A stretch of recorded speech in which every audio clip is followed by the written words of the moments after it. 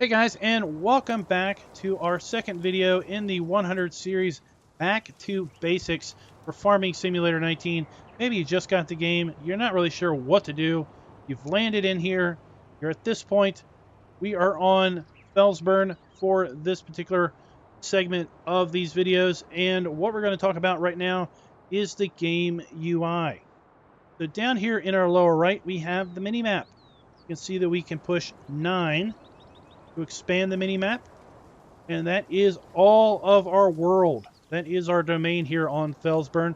We can hit 9 again to make the mini-map go away.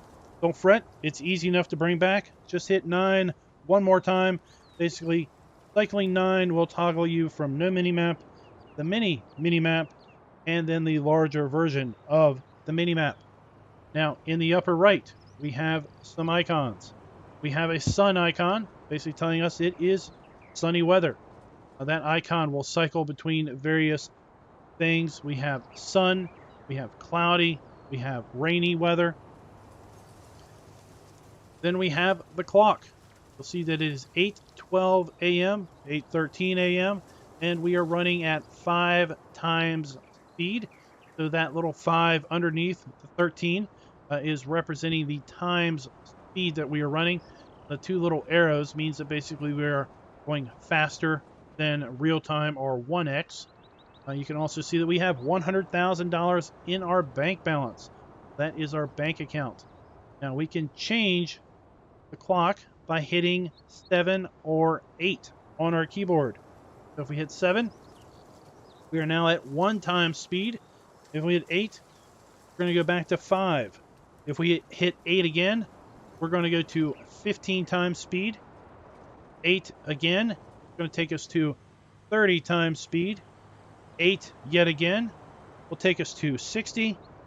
Again, 8 will take us to 120 times speed. And look at those minutes fly by. And that is pretty much the maximum for standard farm sim without any sort of mods. We cycle 7 several times, we'll get back to our 1x speed, and that's where we're going to keep it for the moment. Other ways and other things to know about navigating around the world. If we use our mouse, we use our mouse up, we're going to look up. Down, we're going to look down. Left and right. So in our first person perspective, when we are outside of a vehicle, we look around by using the mouse. Now, how do we walk around? We walk around by using the keyboard, W, A, S, and D. W will walk us forward. S will make us walk backwards. A, we will walk to our left. D, we will walk to our right. So we combine those two, keyboard and mouse, and we get a pretty interesting experience walking around Game World. As we turn, then we walk straight in that general direction. You don't have to hit A or D in order to turn. Just use the mouse. We're walking straight. We can hit D to kind of sidestep, or A to sidestep.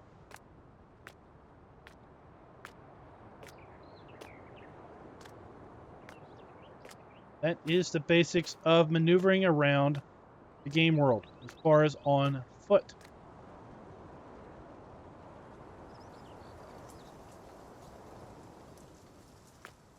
Now let's talk about moving around when you are within a vehicle.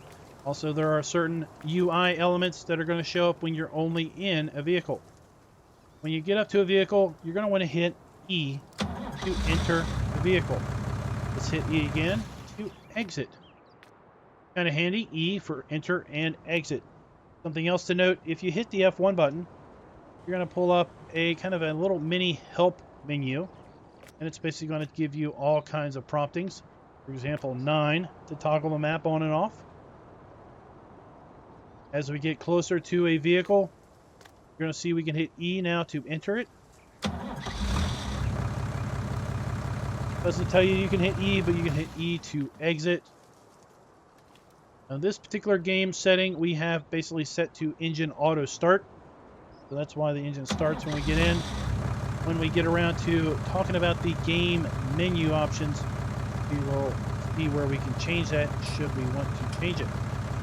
So when we are in a vehicle, if we use our mouse button left or right, we can basically scroll the camera around the vehicle we are in. And this is when we can see ourselves.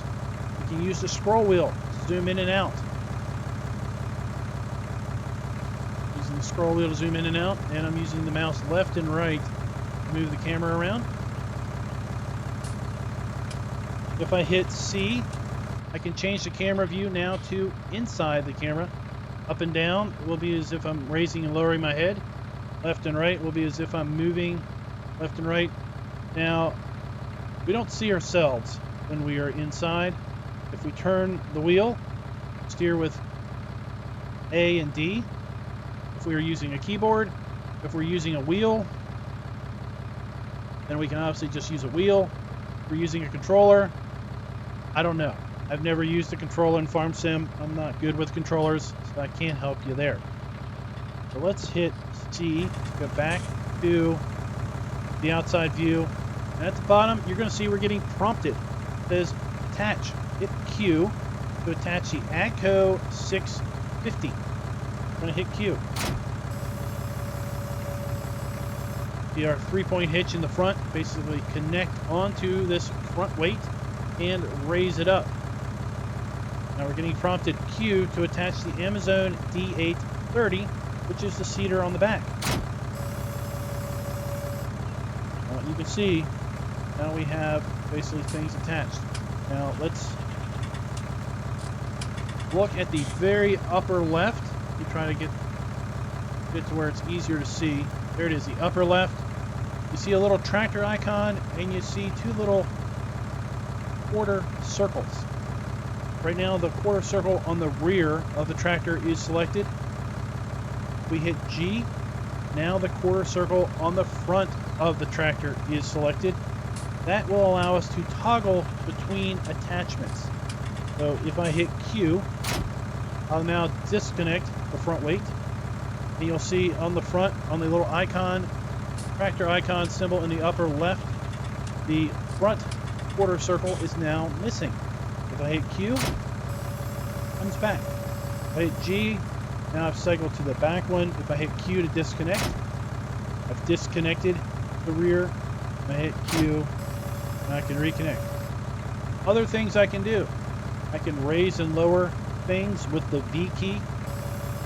Again, it's going to depend on what you have selected. I'm going to hit G to select the front.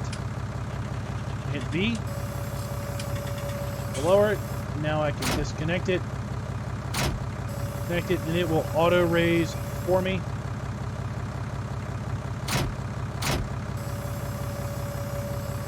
Toggle back to the rear. I can disconnect that. Connect it back with Q.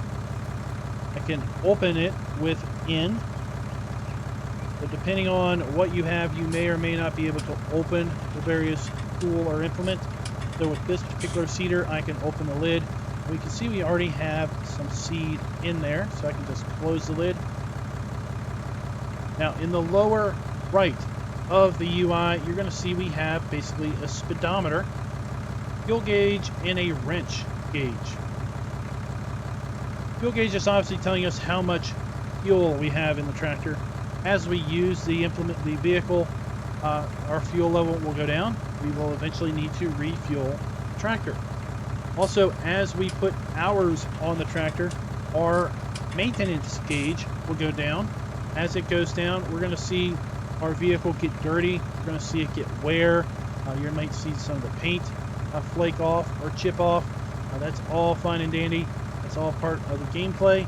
At some point in time, we can take this to the vehicle shop, do a repair on it for a little bit of money, and then our vehicle will basically be repainted and basically be back to pristine mechanical condition. If we use the W or the S while we are in a vehicle, that is forward for W. See the speedometer change. Now I have mine set to miles per hour, and I have my monetary units set to dollars. That's just what I'm used to. If want to make that little menu go away, you hit S, that is reverse. We have wheel and pedals. We can hit the accelerator, go forward, hit the brake, stop, and then the brake will also let us reverse. So I'll just cover it real quickly. There is no shifting in the base game. If you want to do shifting, you're going to need to install a mod. We're not going to cover mods until the very end of the 100 series course. So for this point in time, gas is forward, brake is stop, and reverse. So that is where we're going to stop for this particular video. The video is just going to cover the UI elements of basically being outside of a vehicle and inside of a vehicle, how to look around using the mouse, how to use the keyboard to walk around when you're outside of a vehicle, and obviously how to use a keyboard or wheel and pedals when you are inside the vehicle. Hope you guys enjoyed this back to basic video. If you did, please go ahead and hit the like button. Let me know in the comments what other back to basic topics you would like to see covered. Now remember, in the 100 series videos, we are talking about serious back to basics. Never played the game before? This video series is for you. If you've played the game a little bit, then check out the 200 level videos that are going to be dropping in the channel in a little while. And maybe you are a bit more experienced, then maybe the 300 level videos are more along your line. And until next time, happy farming. Be sure to like, subscribe, and click that notification bell.